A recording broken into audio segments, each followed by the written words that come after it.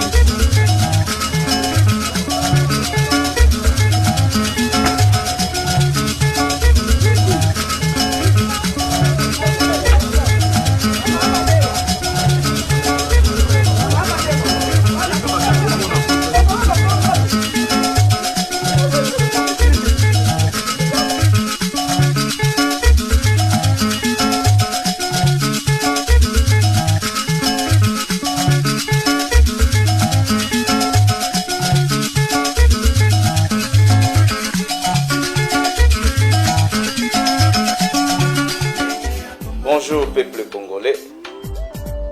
Oyebi tristesse moko ya munene ezoleka na mboka na biso. Nakomona ke ba oyo balobaki que vous n'avez rien à nous apprendre. Ba vandeli obeko retenir ba erreur na ba biloko yo qui n'ont rien à voir. En 2006, la proclamation les élections se sont bien déroulées. Et même très bien déroulées. Parce que Bango bazo confondre déroulement et processus électoral na ba mesure d'accompagnement, notamment sécuritaire. Mesure d'accompagnement sécuritaire, cela veut dire le président de la CENI Malou Malou avait droit à la sécurité. Ce qui Malou Malou m'a dit en tant que il y avait RCD, ezalaki na ba soda na bango na Kinshasa. Bemba ezalaki na ba soda na na Kinshasa. Parti gouvernemental ba soda bazalaki na Kinshasa. Siko président oya koloba mutuke X aza élu. Est-ce qu'il fallait attendre sans sécurité? C'était normal que Malou Malou accote en char passe pour sa sécurité. Ça c'est de 1. De 2, 2011, élection Ezo Salama. Et Salami correctement. Parce qu'en 2011, il n'y a pas des images. Bah, oh, Bazalango, pas balancé. Net, il y a théâtre automoni. Si on a coupé l'internet, pour des raisons techniques ou sécuritaires, ça n'a rien à voir avec le processus électoral. Parce qu'avoir coupé l'internet, ça n'a pas influencé le déroulement des élections. Il ne pèse pas quoi. Et les Atamboué,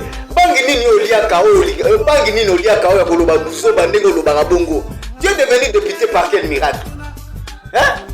Nakamura vraiment plus loin de moi. Donc, des gens qui organisent des élections bâclées, qui vous disent que parce que Kadima a proclamé ça la journée, parce que Kadima a proclamé ça à côté de la charge de combattre, c'est ce qui fait que ces élections sont nos meilleures. Aujourd'hui, ce qui se passe, c'est que le bulletin de vote qui vote Oebimisaka président et moko.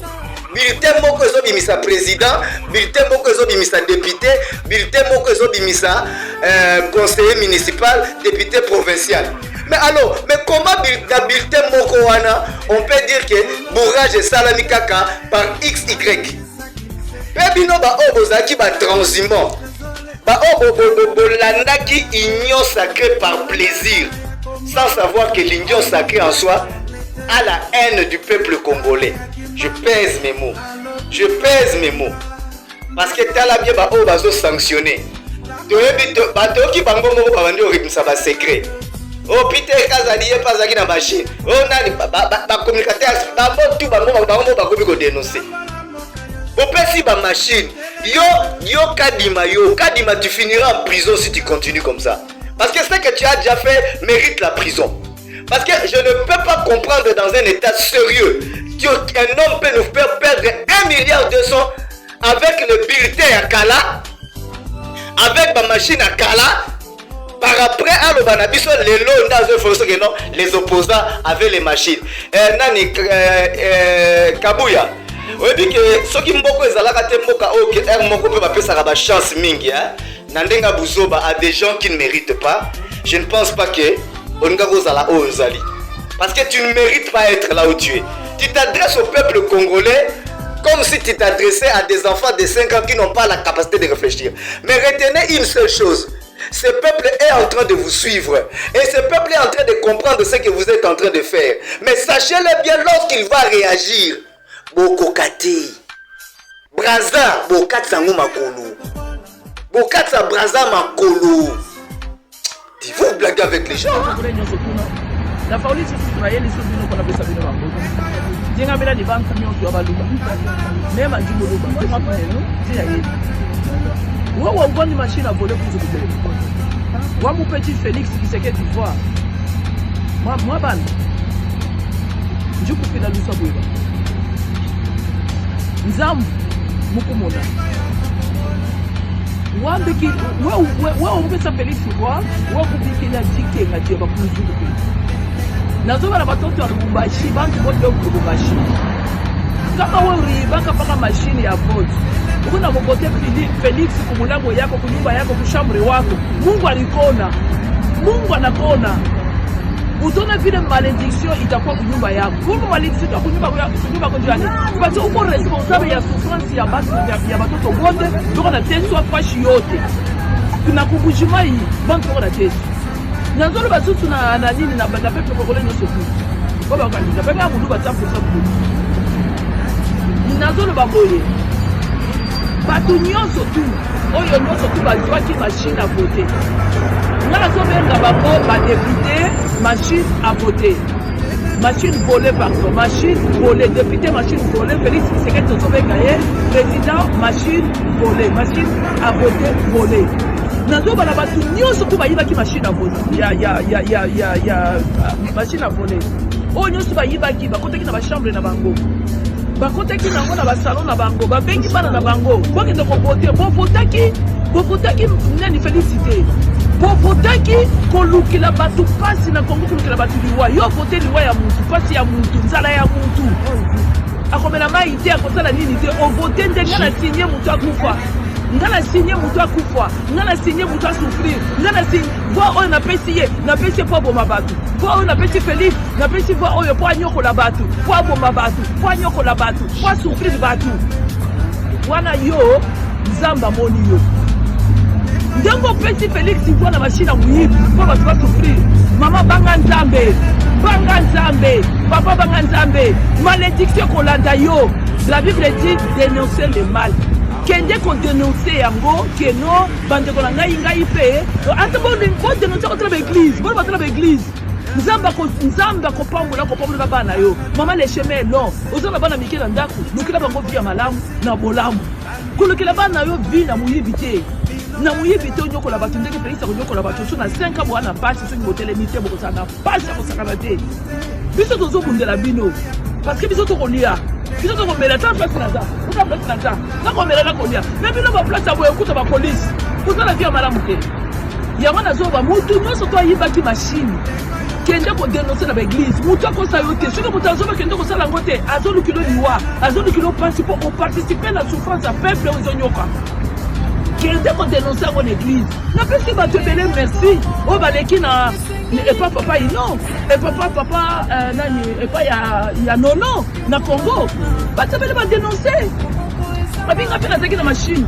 mwana adénonce yango wana azwi kimi epa nzambe kimi ekokota na bandako na bino te mpo bopeti félix bavwa ya bandoki bavwa ya miyibi ya lukuta kimi ekokota na ndako na bino te mpo akende kodénonce yango ata na baéglise so okoyoka so nabenga ata paster nazoki machine na vote nakende kovote lukuta nzambe apardone nga mpona participe na souffrance ya peuple motu nyonso to ayibaki machine ya vole machine ya vole akotibaki na bachambre bosenga nzambe pardon. La Bible dit dénoncer le mal. Kobanga ko dénoncer te. Okobanga ko tela Félix pour la vie na yo. Okobanga ko tela Félix pour la vie na yo. Nzamba mona yo. Mama kende ko dénoncer, nzamba ko banga ko bana. Soko dénoncer ngote, fi abana na yo lobby. Mais ko sala ndenge nini? Oko dénoncer ngo après te ko fi mwana ko ekomi na parti ndo okende église non, na iba ki machine na nini na machine à voter ki na ndako. Sala très attention. Kende va dénoncer dans ta chambre. Tu dis à Jésus-Christ que j'ai fait du mal, pardonne-moi parce que j'avais pris ces machines à voler, j'ai volé et j'ai voté dans la contre-peuple, contre la volonté du peuple. Va demander à Dieu pardon. Si tu ne demandes pas à Dieu pardon, qui a volé les machines à voler et tu as volé la personne là, on commence à tenir Zambé, à comprendre que l'ailleurs, sauf qui au qui pardon. On en a tout le monde, la police. Ministre de la Défense, chef d'état-major général, directeur général de la NER, ce sont des fonctions. Gouverneur de province, ce sont des fonctions réservées aux Congolais nés des pères et des mères. En d'autres termes, pour ceux qui chantent à la longueur de la journée qu'on veut exclure une catégorie de personnes, vous allez leur répondre qu'est-ce que l'indépendance? Jésus-Christ répondait en posant des questions. Qu'est-ce que l'indépendance? Parce qu'à l'époque belge, où nous étions gérés par des Belges, le pays était bien géré. Très bien géré même. Avec une voiture VW, vous quittez Kinshasa, vous arrivez à Kisangani rive droit. Vous quittez Kinshasa, vous arrivez au sud de Kivu jusqu'au centre de recherche. Avec la voiture VW, vous quittez Kinshasa, vous arrivez à Kikwit, vous traversez Kassai, vous arrivez jusqu'à Lubumbashi, voire atteindre Kasumbalesa avec une voiture. Aujourd'hui, même si on vous donnait l'auto brindé, vous n'arriverez pas. Les pays étaient bien gérés, mais l'indépendance n'est rien d'autre que la gestion de la République par des originaires. C'est-à-dire, cette loi est une réponse. Sentez-vous à l'aise, vous qui êtes Congolais, des pères et des mères, parce que la présidence vous appartient. Sentez-vous à l'aise, vous qui êtes Congolais, des pères et des mères, parce que rien ne vous est opposé. Avant que je sois député, j'avais un document qui m'a servi de battre campagne. Le nom c'est Constitution punitive, connu de tout journaliste sérieux qui m'avait réussi. Et parce que vous faites campagne de médiocres, c'est pourquoi vous ne pouvez pas connaître les valeurs. Les valeurs, je suis là. J'avais dit ceci. Ici, lorsqu'on élaborait les règlements intérieurs pour la poursuite du chef de l'État, j'avais dit ici, Tamboué Mwamba, président du Congrès, lorsqu'il n'y aura pas élection dans les délais réglementaires, dans les délais constitutionnels, les présidents de la République, le Premier ministre comme chef du gouvernement, doivent être arrêtés, poursuivis et arrêtés, 10 ans d'emprisonnement ferme. Là, j'étais instrumentalisé par qui? Quand j'avais ici inséré dans les règlements intérieurs que pour être nommé, il faut qu'on tienne compte du passé du candidat. J'étais instrumentalisé par qui? Très chers compatriotes, je suis Tsingi Poulou, je suis là. Rassurez-vous que ce pays vous appartient. Vous qui êtes venus sur le sol congolais, nous vous avons accepté comme Congolais, mais nous ne sommes pas les seuls pays à créer des restrictions. Demandez-vous, posez-vous la question, pourquoi Arnold Schwarzenegger ne pouvait pas être président aux États-Unis? ne pouvait même pas postuler. Demandez-vous, Kissinger, pourquoi il n'a pas été candidat président aux élections aux États-Unis? Les exemples sont légion. Je voulais insister sur deux aspects que l'honorable. Babouraka ndingo wana te. Non mais il est Nsingi.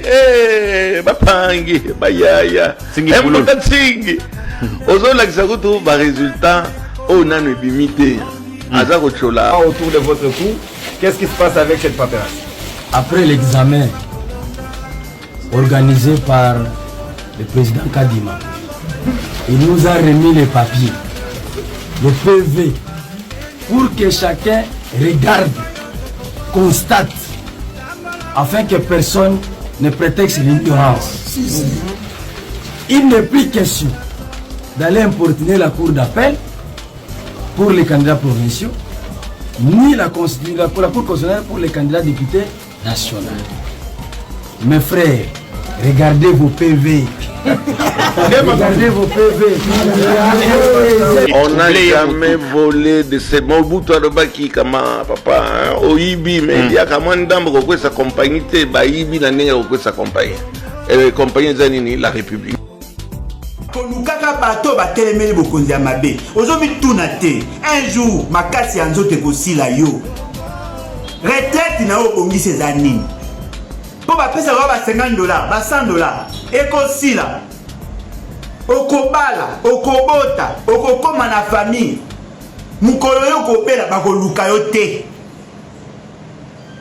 naza koloba na bino bilenge ekolo Congo bana na biso bandeko na biso baleki na biso bayaya pe botika kozala ba marche pied botika kozala ba buweto batongelaka ndako ese esili na salon esika bakotya yo eza te okopolela mbula kuna okokauka kuna bobunda pour le changement ozala membre ya parti te ekoya kaka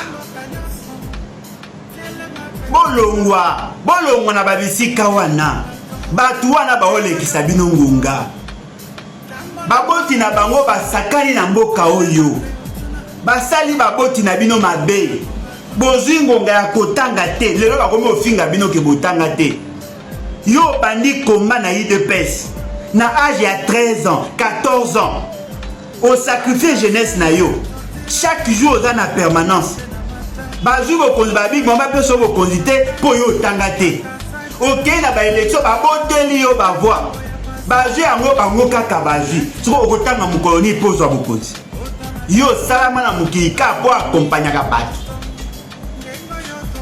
Etienne Tshisekedi azwa baboti na bino lokola baesclave autiliza bango lokola bampunda lelo mwana ye auti poto aye akomi mokonzi ye mpe azwi bino lokola baesclave omi pose question te bongo bana bino bazala baesclave nani ya baantonio ya baantonelayo ya bafelicianao bango nde bakoya kokonza bino lisusu elenge congolais telema tika kolala telema esika ozali mambo ya union sacré telema o babatio o babamboso o babemba o bakamere bato ya kala ifo balongwa bango nyonso classe politique ya sika esengeli ya pour que esimba esengeli na yo elenge longwa na baparti wana bato basali mboka mabe bolongwa kuna bolongwa boya na molimo ya sika boya na baparti ya sika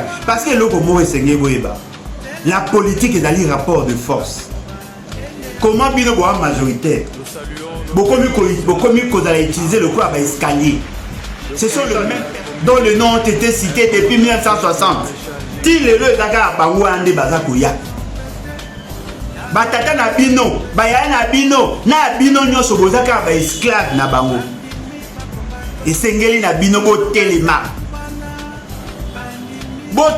bobima na bisika bikauka wana boya ensemble tosangana to enclencher article 64 boya tosangana soki tosangani tokosala force biso nde toa bavictime totangi tozwaka misala te kaka bango totangi te bakipaka biso te kaka bango ye aza mwana songolo bongo yo oza mwana nani mpo na nini baosalelaka ya bino dites-moi un peu Chris Mukende à part yo na FDC na muke Patrick Makanga na Kinshasa FDC eza wapi ka bino nde boosunga babarati bazonga lisusu bino bilenge bokomi lokola batisi ya sika oyo baza kosalela mpona kobamba madusu ya maputa ya kala ekobanda kopasuka kaka. Bahati a travaillé avec Mobutu. Bahati a été utilisé par Laurent Désiré Kabila. Bahati a travaillé avec Joseph Kabila. Bahati travaille avec Félix Tshisekedi. Bahati va travailler avec Moutou Akoya Nassima. Mais vous lui posez la question de comment il fait. Il est en train d'utiliser les énergies de la jeunesse. C'est vous qui remplissez les salles. C'est vous qui communiquez en son nom. Et c'est lui qui gagne. Et quand il gagne, il fait gagner sa famille. Namoni le lot pas jeune, il y a Soudou Bank. Batinelinga, message sur la dynastie Mboussa. Boussa. Nakati ya famille naye, plus de 15 personnes baza ko assumer de hautes fonctions dans ce pays. Ba membre ya parti ba oluka misala. Compétence dans la carte de la famille. Ça, ce sont ces jeunes-là qui me l'ont envoyé. Liste à bateau, il y a Pessi Moussala. Botala na parti, Batou Amaye les Bazali. Mais ils ne se retrouvent pas. Bokeye pas plus sur ma bulle, Nérimoko. Bokeye pas. C'est-à-dire que tous ces gens-là sont en train de vous utiliser comme de marche-pieds. Alors qu'en réalité, ils ne sont pas en train de se battre pour vous. Botele makor balinde bolangai. Bolenge le kaka. Bolenge silaka. Moi je me souviens quand Nazaki n'a pas 22 ans, 24 ans. Je ne manquais jamais de marche. Ma journée ville morte. Bisoto bimana ba 22 h 23 h.